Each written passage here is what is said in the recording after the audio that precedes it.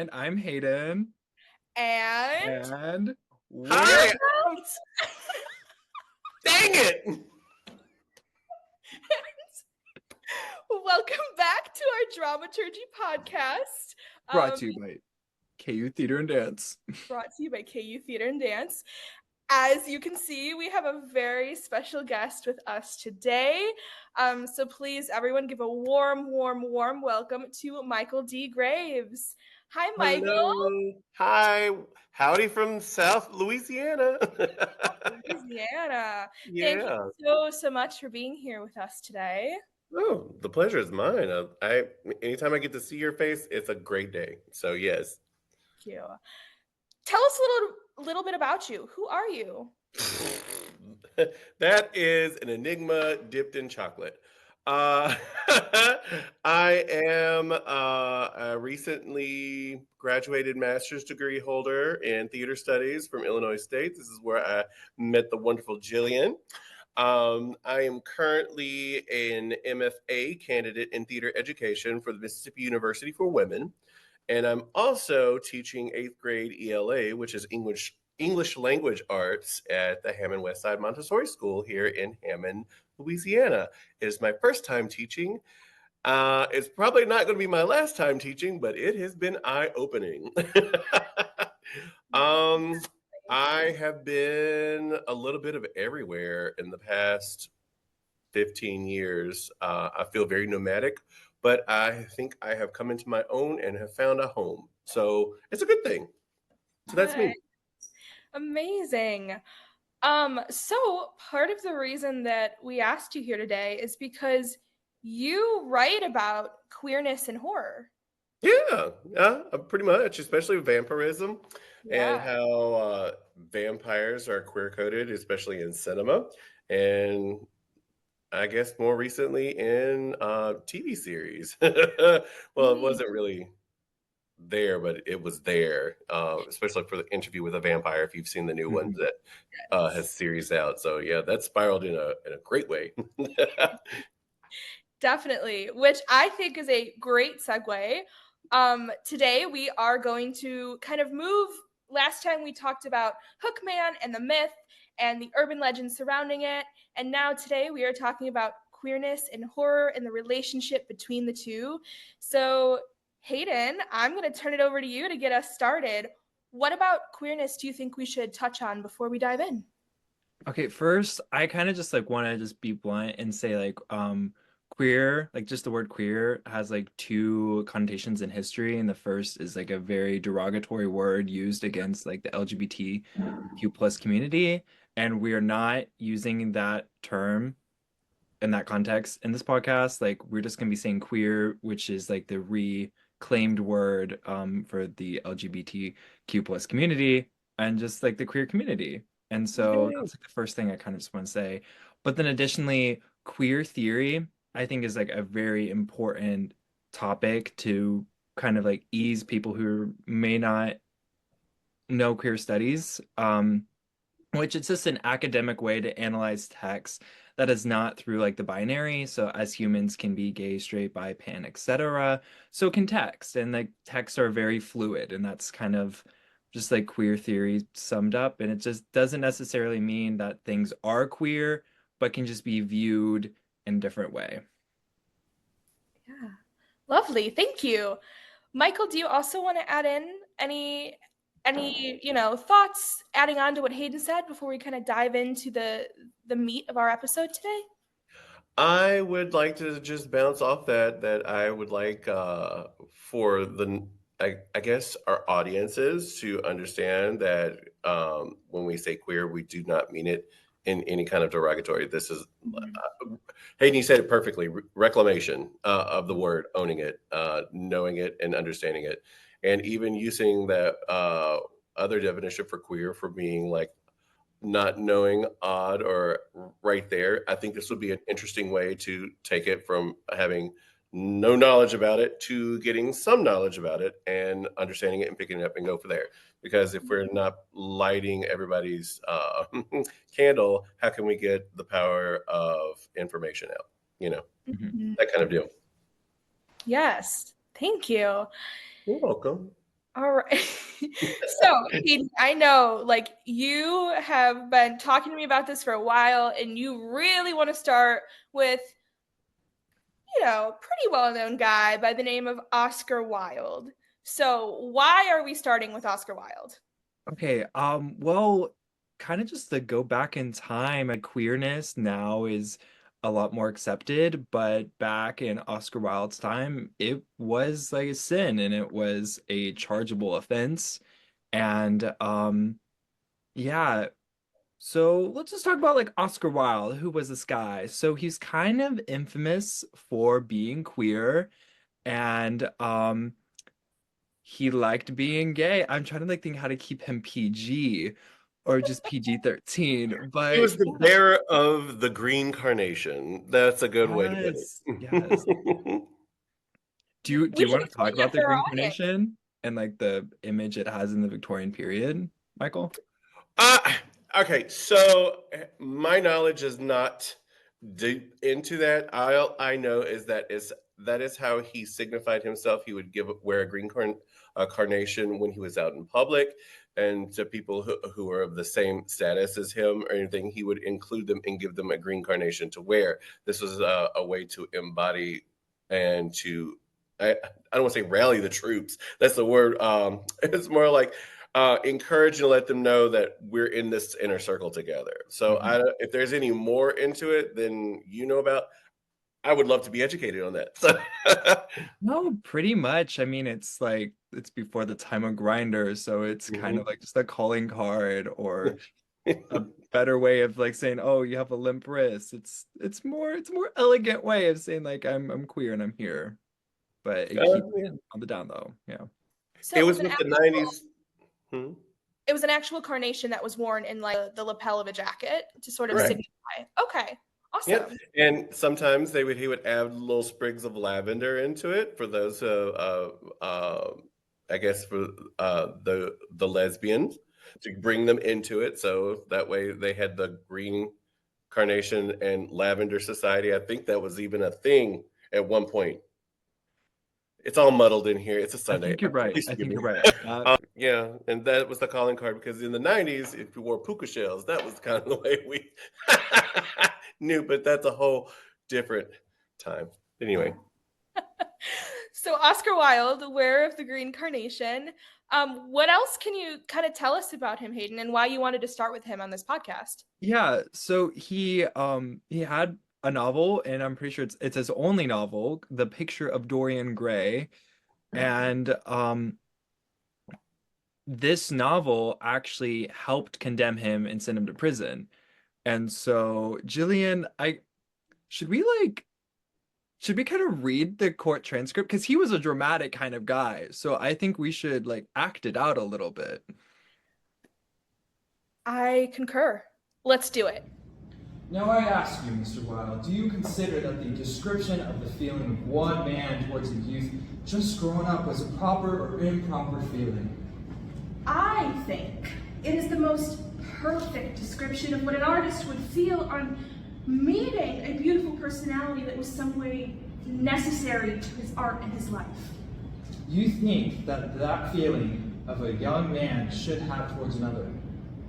Yes, as an artist. Do you mean to say that that passage describes the natural feeling of one man towards another? It would be the influence produced by a beautiful personality. A beautiful person? I said a beautiful personality. You can describe it as you like. Dorian Gray's was a most remarkable personality. May I take it that you, as an artist, have never known that feeling described here? I have never allowed my personality to dominate my art. Then you have never known the feeling that you described? No, it is a work of fiction. So far as you are concerned, you have no experience as to it being a natural feeling? I think it is perfectly natural for any artist to admire intensely and love a young man. It is an incident in the life of almost any artist. Let us go over it phrase by phrase. I quite admit that I adored you madly. What do you say to that? Have you ever adored a young man madly? No, not badly. I prefer love that is of a higher form. Ooh, all right, all right. So, thank you for noticing our acting talents. We appreciate the Incredible. applause that we are for sure getting from your end of the camera. Thank you. But let's kind of talk about what we just showed you here. That is a big moment, I would say, because what's going on is Oscar Wilde was charged with gross indecency, Hmm. which is just a term for homosexuality, right? Hmm. In 1895, I think. Does that sound Um, right? 1895. that sounds right. Yeah. Sounds right. Um, May 25th, 1895. Jillian, you know 1895. dates. All right. Putting that You. history minor to good work. Um, Yeah. but anyways, so he's charged with gross indecency, and Hmm. London has this trial, right? Hmm. The London courts, and the courts use Picture of Dorian Gray to say, like, okay, this novel is really gay, so therefore you are really gay, Hmm. right? Yeah, and it wasn't the only work. I mean, I think it's the Prophet and the Apostle, or and so there was like other works that Oscar published either at Oxford or post Oxford that were just used. But the picture of Dorian Gray was like one of the main ones because of you have an artist who is kind of obsessed with a man, and then they brought that back to him of like, oh, you're an artist, or is this a natural feeling that you have felt as an artist? And it's basically they were able to connect him to Basil, um, and to convict him. Mm, yeah. I don't know much about this particular moment other than like there was a trial that happened. Michael, Hayden, do you have any more to sort of add on? Like, why is this significant? Well, it was. I would say that it was significant because I don't want to say in recent events, but at that time, having someone in prison because of their sexuality, it was like this a little bit preposterous. There were people getting away with it. I mean, we were just off the heels of the Jack the Ripper, Mm, Mhm. just decades before, right? mm-hmm. And that kind of just fizzled in the background, but this was sensationalized. It's like, oh my God, he does what? He does who? And the last 2 weeks of his life, he was left impoverished and just it Mm, was just not good, not a good thing for it. This is a very similar, I guess, what's the word I'm looking for? Ramification that hits that's still rippling through to present day. Mhm. yeah. And it feels almost kangaroo court-ish. Mm, And it's significant because he was a prolific playwright. He had a great social circle. He was very well to do, and to have it all come down to what he liked and didn't like, because of who he was, and society just put him in prison for it. mm-hmm. Yeah. Hayden, anything? Yeah, I was just gonna add because it's like I did a little podcast on Oscar Wilde last semester, on like the trial and everything. But it was also with Oscar, as you mentioned, he was huge in like Mhm. society at the He time. was also a very large man. He was like 6'4" at that time. Mhm. Wow. Don't make him like him anymore. Well, here's the thing. I got to see some of his like actual clothing. They did at the Museum of Modern Art in New York back in like 2019. They had a whole camp uh, exhibit, and they had like his clothing and everything right there, which was really amazing. But he was a very large man, like both Mhm. physical presence and I guess social presence. So yeah. Yeah. So, my two experts here in the room, would we consider the Picture of Dorian Gray the first example of queer horror? Mm, I would say queer coded horror, but I queer think coded there's horror. Yeah. definitely other novels or other like short stories or even plays that definitely would have more adherently queerness to it. I think it's Dorian Gray. I would say we queer code because of Oscar Wilde himself. I think Sure. if Mhm. Oscar was a straight man, then we would see it more be a relationship just between two men in a friendly Right. way than it would be a more queer way. Yeah. So because of the sensationalism of the trial, we've sort of carry this history of queer coding this novel, is what you're saying. Oh yeah, yeah. Mhm. Are there any other works that we also queer code from this time period? I heard something about lesbian vampires. Yes. Yeah. What's going Carmilla. what's going on with lesbian vampires in this, what would we call it? Victorian era? Victorian era, Yeah, maybe? like the Victorian Maybe Gothic or Victorian Gothic, yeah. Hayden, you want to talk Victoria. about it, Michael? Um, I guess a little bit of it. I mean, was it Sheridan LaFoe? The Mhm. I can never enunciate their name. But, basically, it is about a a vampire of standards, but she is looking for other women, Mhm. not to be part of her camaraderie, but that's to take their essence so they can live forever and be young and beautiful. And what's her name? Countess Carmilla is who it was. And I don't really know how to touch into the subject without being, keeping it PG. How can I put this? They would have a relationship as where it was love based, where Carmilla couldn't have children. So it was taken almost like a mother takes to a child, watching grow, and then it becomes that direction where she changes, and it's like it's wild. It's the best way I could put it.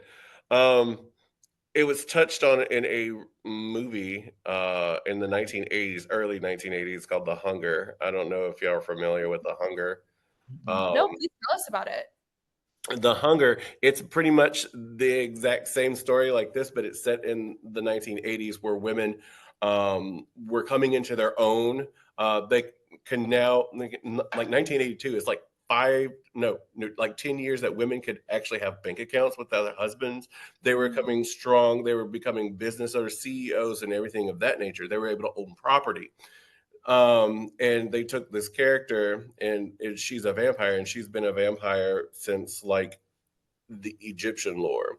And she would take people, men, women, it didn't matter who it was, but she would take their life essence and give them immortality as long as they had love involved with it. And it's like but you had to consistently have it. And this one woman, she ended up taking the power for herself and becoming, spoiler alert, because it's like what, 43 years later. Um, in the very end, the Countess, as she is called, her power is stripped, and she takes everybody else's power and gives it to someone else, and she takes it and becomes a powerful woman of Mm. New York City. So it's quite interesting. It has Susan Sarandon was in it. She played the love interest. So yeah, Susan Sarandon was in it. David Bowie is in it. Yeah, it's an interesting movie. If you look at it now, it's shoddily done to now standards, but the story still holds pretty well. But So there this was a lot. movie is called The Hunger, The right? Hunger. And Mhm. it's a direct adaptation of Carmilla. Pretty much, yes. Cool. Yeah. Awesome. That's really interesting. And I was not aware. I knew Carmilla, right? But I wasn't aware there were like adaptations of it and film Yeah. adaptations. Yeah, That's they just changed the name for for purposes, and this is coming into like 1982, the AIDS crisis. It's starting to get in full swing, so they didn't want to make any kind of connection of that nature of any homosexuality to it. So, yeah. but it was right there, like it was on the screen. So, Yeah. So, Hayden, let's return to this question then. Would you consider Carmilla the first sort of then queer horror book in this genre?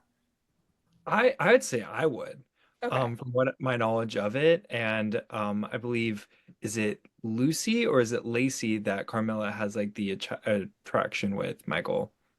in the original. Lucy is Lucy's Dracula. So Dracula. I think it's Laura. Laura. Laura, I think the it's L Laura. names. No, you're fine.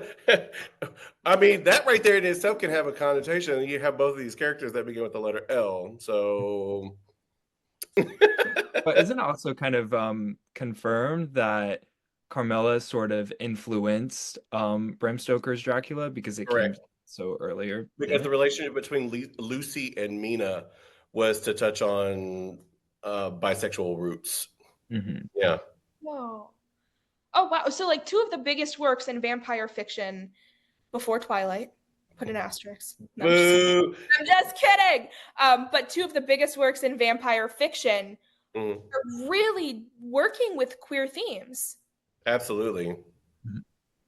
Interesting. That's vampires, if we want to go into it now, Michael, like are very, very queer and gay. I mean, Interview with a Vampire just puts it even in the forefront of what do different kind of families look like. Fun story. Interview with the Vampire, the 1994 adaptation movie, was somewhat of a sexual awakening for me. I was 15 when that movie came out, and what I saw, I'm like, this is exciting. I like vampires, and I think I like Brad Pitt.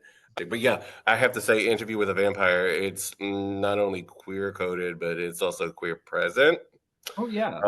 Especially with this new adaptation series that has hit on AMC. This is not a side plug because I'm not representing them. So, But it's a good show. That's one of the things I've heard though is so I've never read the book and I actually it's on my list to watch. I have not watched the new adaptation yet, but I have seen the 90s one with Brad Pitt. And one of the things I consistently hear from people is this frustration with the queer themes being there but not like really not being there, that they're not given the sort of due diligence that they deserve, but right. that this new adaptation went we're doing it. Like we are Oh, giving they did it all right. what it deserves. Is that true? Is that sort of the conversation around Interview with a Vampire? What I do would you have to say yes. Having seen the movie, read the novels, and watching this new adaptation, they're taking conjecture from what could be put in, like from the movie. For those who springboard from that, I'm one of them. To reading literally between the lines in the novels and actually seeing what this adaptation has done to it, you could see a progression of it no longer being coded, but more as accepted. And I think that says volumes about us as a society, from going from post. Well, it's not really. Well, I mean, I guess in the '94, it was like post AIDS pandemic. I mean, the hype was still there. There's still a lot of frightening. I guess what's the word I'm looking for? My words are eluding me right now. It's I guess a loss of fear from it, because we are taking precautions. We're taking steps, next measures, and everything where it's not as a big deal as it was in the '90s. And in the '90s, if they were to put something what is being showed now, people would go and lose their ish. Is the best way I could put it. But I think it's very interesting that we are, as a society, are now starting to see it and embrace it and moving forward with it. So, Yeah, and I think you bring up a really good point, which I feel like we should mention in this wider understanding of the relationship between queerness and horror, which is the movies coming out of the 80s and the 90s are going to be intricately situated with the AIDS crisis. very much so. I mean, like we had like statesmen, we had government people that would not shake hands with queer people because of this fear Right. that was going on. And what better way than to put it in vampirism, because vampires have always existed as the other. They have Right. always existed. I mean, that's what they're metaphorically used for from their creation of these like sort of Eastern European Polish myths, which originally, fun fact, vampirism sort of stood in for fear of people, of foreigners coming in. Right? That was sort of their original creation. And then vampires just move sort of with the time, and they become fear of the other, fear of anything that doesn't fit with the quote unquote appropriate or natural representation of a person. Mm. So I think it's important to mention, and both of you please feel free to touch on this, that when we're talking about vampire films from the 80s, the 90s, and forward, they are intricately situated with the AIDS crisis. Mm-hmm. Oh, absolutely. I think that especially having that the way that cinema is done, where to viscerally show blood exchange, the whole process of becoming a vampire, and their need for blood. It has commentary on life and what it needs to do with it. Like Fright Night was the other comparative movie that I did, 1985. Chris Sarandon. I don't know if he's related to Susan Sarandon. I'm still kind of in the dark on that. I don't know if they're brother or sister or whatever. But he is the voice of Jack Skellington. So that movie is queer coded to the nth degree about sexual awareness, realization, especially at the height of the AIDS crisis, 1985, and the way that people are afraid of who's next door, what's next door. We don't talk to our neighbors, and the way that they were having a conversation about this, and it's like they're just trying to live their lives. I mean, it was even blatantly obvious. The man had a manservant that lived with him. It was the only two that lived there. It was right there.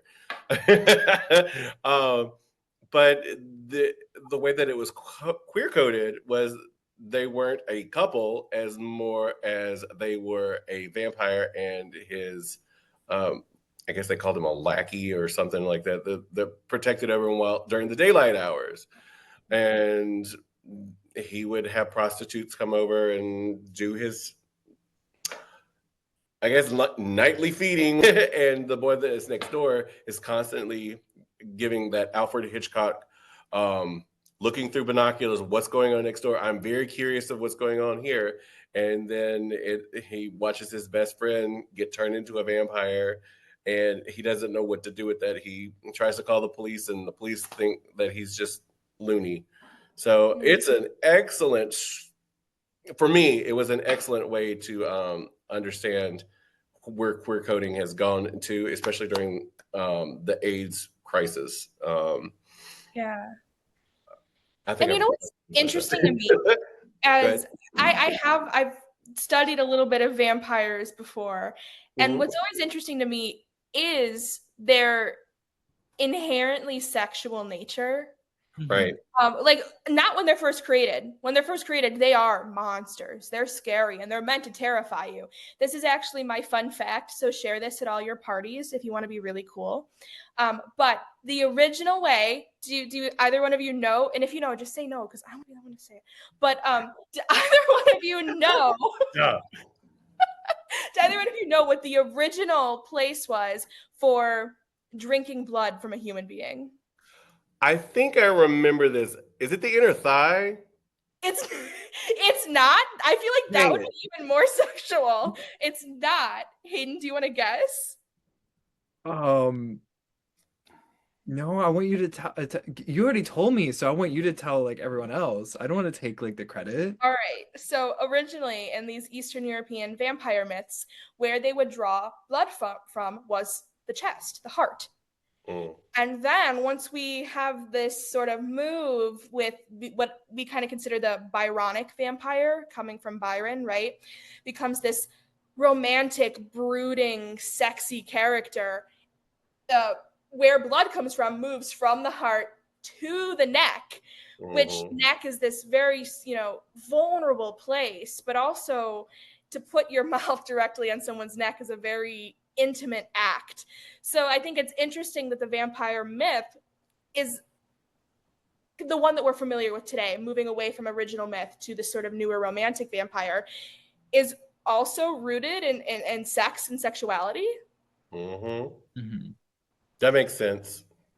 I don't necessarily know where I was going with that. It's just something that always strikes me when we talk about vampires, especially when we kind of have these conversations about vampires as the other, or vampires as scary, or metaphors for the people that we don't want to come across, or what have you, the way that they've been interpreted over history. So we've sort of moved into this like 20th century lens. We've moved away from Gothic horror. And I think, Hayden, we should talk about the Hays Code. Oh yeah, definitely. So what is it? Can you tell our audience what it is? In 1936, I believe, it was President Hayes basically initiated, Hollywood had to follow a certain set of rules that would make it more socially acceptable for movies. And a lot of those rules basically reduced what could be shown. And one of them was sexual perversion. And underneath sexual perversion was homosexuality. So it was not stated that you can't have queerness, but because of this, a lot of people used it as a way to kind of showcase, no, you can't show queerness. And that kind of led to a lot more queer coded films happening in the horror genre from like the 60s or the 30s to the 60s. But then when we get to the 70s, that's where the queer codedness doesn't have to happen. I mean, we have the Rocky Horror Picture Show, and then there was a lot of lesbian vampires. Let me pull up my list. Yeah, there were a lot of lesbian vampire movies. I mean, we got The Vampire Lovers, Vampiros Lesbos, Countess Dracula, which kind of is also an adaptation of Carmilla, although it does connect to Dracula. And there was like a little excerpt from Bram Stoker that didn't make it into the novel that kind of had Dracula have like a daughter of sorts. But it was loosely connected to Dracula, and it was more of a Carmilla retelling.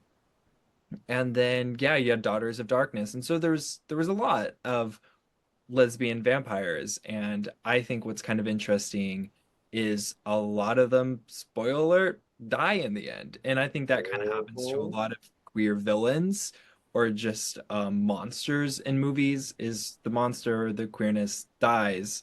And so that kind of does go back to the Hays Code, in which here we do have like sexual perversion, but I mean, we just have queerness and homosexuality. Yeah. But it's in a negative connotation where the queer character can't have a happy ending. And with vampires, a lot of the way how they do die is a stake through the heart. And you could say that's a phallic image. Yeah. And if it's a lesbian, that's them being purged of homosexuality. And it just goes into that whole story. But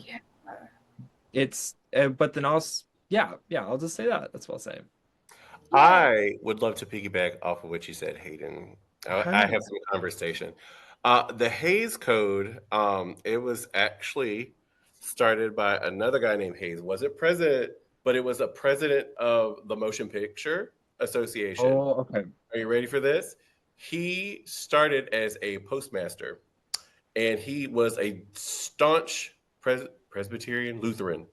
He was very, very, very heavy with religion at the time. Protestantism. And correct.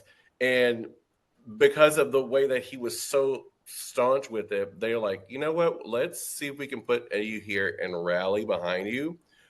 And like the Motion Picture Board at the time, they said, let's unify this, because there were a couple of things that were catching their eye. Like you said, there's like, they didn't want to show sex or nudity or anything, or have foul language or anything like that. He helped govern that using a religious stronghold onto it to create that. And it had ramifications all through because there's another topic that I had, was about McCarthyism during the 1950s, and that whole red, and that's a whole nother story. But the Hays Code, it changed, and like you said, during the ripples of the 1970s, we were actually getting queer characters. It was becoming aware to it. They weren't put as a main character. They were always a side character, always used for a sense of humor, and always put in a sense of camp. And because of that, having that sense of camp kind of villainized to it, to making them very, it's like almost like the fool from Shakespeare. It's like, you telling the truth, He's the honest person in the room, but it's like, no merit to it. Let's focus on the main Mm. story. So this is where it was put into the negative connotation to it. So that's my 2 cents on that. On the Hays Code. Thank you for sharing. You know, Well, I've said this a couple times this week alone, but I will say it again. In America, we are married to our Puritanism. mhm. Given our history, right? Given the quote unquote foundation of this country, our images of morality and what is appropriate, what is not appropriate are so rigid. What I'm hearing from both of you in discussing this sort of morality that we've landed on here, I guess, is that in American entertainment, even without the Hays Code, even though that has since gone away, we still kind of queer code our villains. Oh, You say absolutely. so? Oh, Yeah. yeah. So that's sort of the next topic that I want to move to for our podcast is queer coding villains, because I can think of off the top of my head, especially like Disney films, a lot of those villains, people have like actually academic scholarship written about being queer coded, right? Or maybe just not even queer coded, like blatantly queer. Mhm. So talk to me. What are have you guys noticed this too? Is this something that you've written about, that you've studied about? Yeah, I mean, if we're talking about Disney, I mean, like Michael, you talked about your queer awakening. Hades was my queer awakening. Like, just that Literally. man. I mean, he's flammable, he's flamboyant, you could argue. But yeah, it's I'd say Disney is a huge problem with it. And I mean, you mentioned Ursula in topics before, but Ursula, it was based on a drag queen Divine, Mm. and Divine was actually supposed to be the voice of Ursula, but then I think she passed away before they started filming or before Right. the project was like agreed upon. And then later on in the reboot, now in like or in the live action remake, we could have gotten an actual drag queen or just like Mm. a queer person, but then we get Melissa McCarthy, who I believe is cishet, and then that kind of just takes away the queer history of Ursula. But then Right. at the same sense, it's we should kind of question, why is Disney a huge platform for children, kind of forcing this undertone that like queerness is bad and queerness are the villains and they are not like us, you know? And then we kind of Right. add on that in the horror genre, which is more geared to like adults, and that kind of furthers it. So you learn it from a young age and then you see it again. And by the time you get to horror movies, you're like desensitized to it. You just kind of expect it and you don't see the queerness to it. You just see the character. But then when you're queer, you can pick up on it. Mhm. I do think that the Hays Code also came into the same light as Disney did, because the Mhm. Hays Code came in what 1934, and then Yeah. Snow White was the first one in 1939, right? Mhm.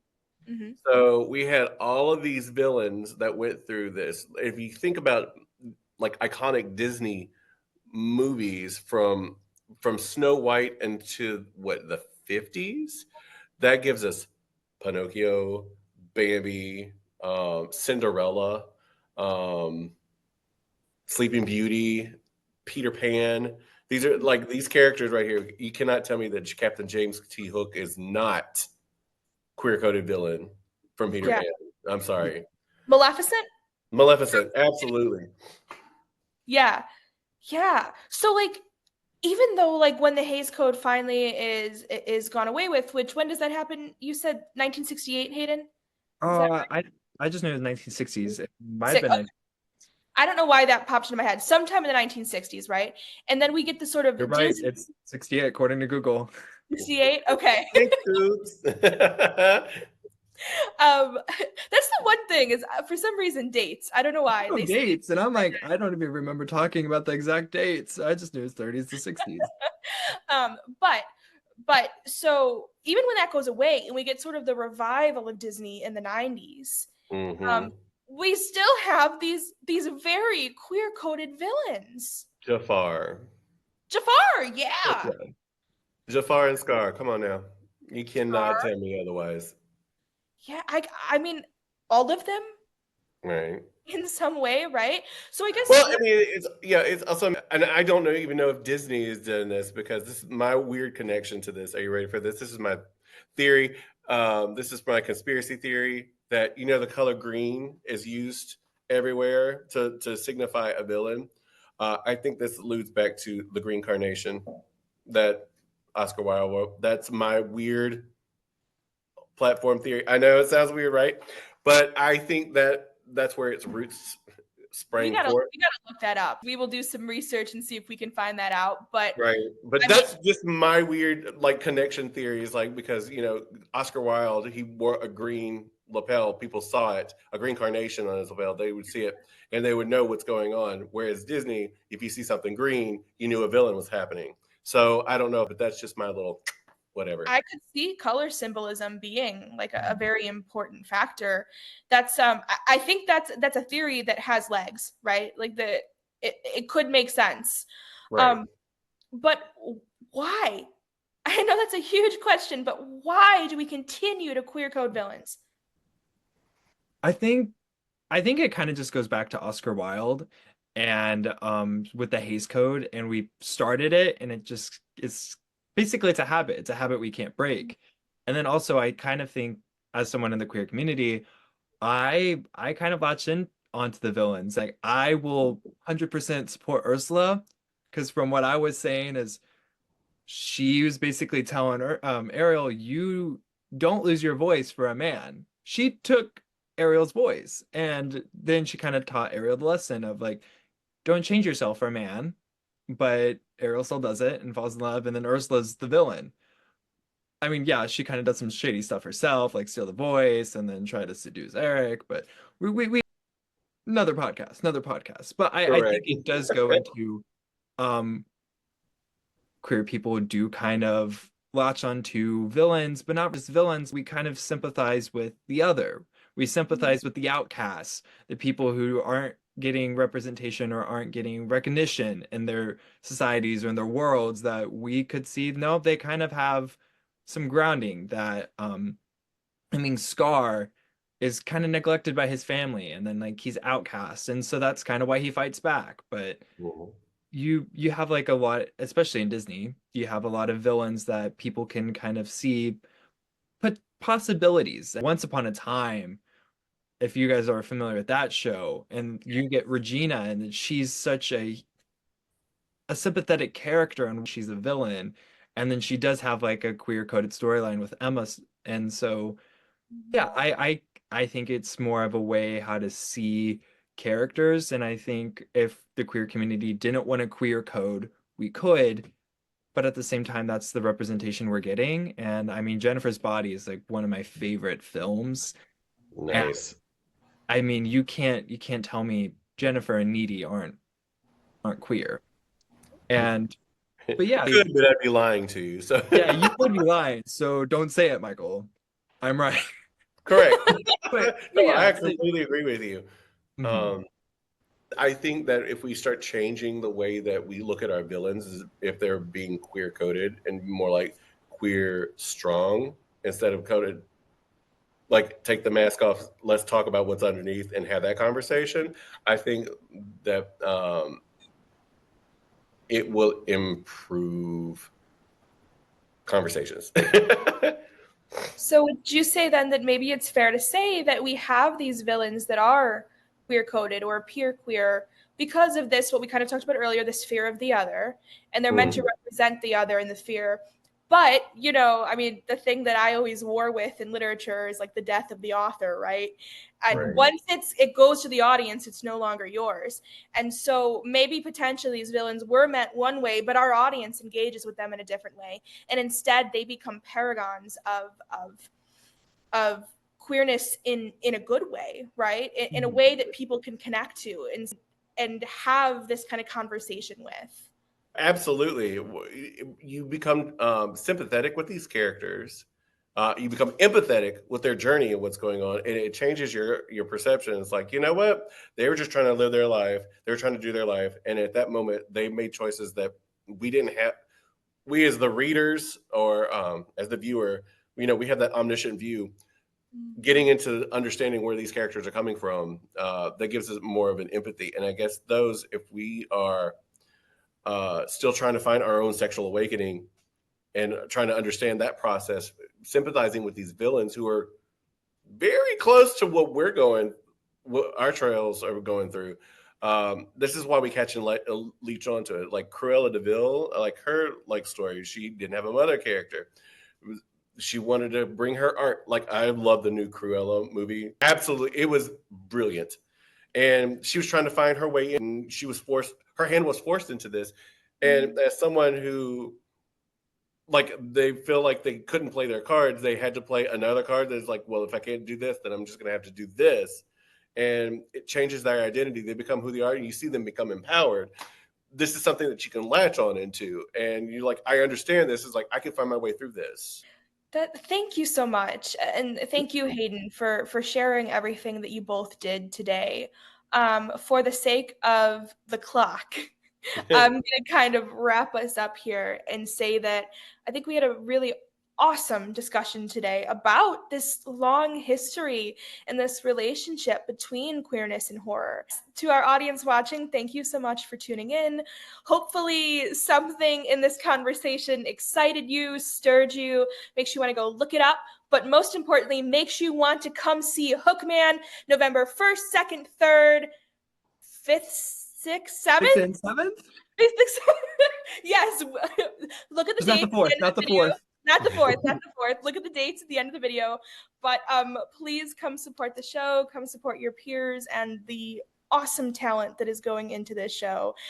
So I'm Gillian. I'm Hayden. And I'm Michael. And we're hooked. we're hooked. Bye.